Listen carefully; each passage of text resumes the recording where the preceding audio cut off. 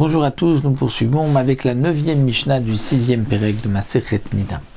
Cette fois-ci, nous allons rentrer concernant les aliments permis à la consommation, les poissons et les animaux. Ici, le Tana de la Mishnah nous dit, à la suite donc toujours du même principe, de tout ce que l'on trouve là, c'est sûr qu'il y a aussi cet autre siman. Donc pour qu'un poisson soit kasher, il faut deux simanim. Il faut qu'il y ait des nageoires, il faut qu'il y ait des écailles. Le Tana nous dit Kol sheyesh lo keset yesh lo snapir. Tout poisson qui a des écailles, c'est sûr qu'il a des nageoires. Donc si tu vois des écailles, tu n'as pas besoin de chercher les nageoires. Mais yesh lo snapir ven lo keset. Il y a des poissons qui ont des nageoires mais qui n'ont pas d'écailles.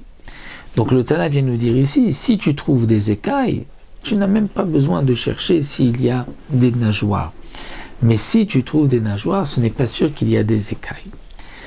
De même, il y a un autre din, kol sheyeshlo karnaim yeshlo talafaim. Toute bête qui a des karnaim, des cornes, c'est sûr qu'il a tlafaim, c'est-à-dire c'est sûr qu'il a les sabots fourchus. C'est-à-dire que il n'y a de cornes que pour une bête domestique ou une bête sauvage qui sont cachères. Donc s'il y a des cornes, c'est sûr qu'il y a les sabots fourchus. Mais il y a quand même une bête qui a les sabots fourchus mais qui n'a pas de cornes. C'est comme par exemple Bartnoura, le chazir, le cochon, qui lui a les sabots fourchus mais qui n'a pas de cornes. Donc le Tana vient nous dire que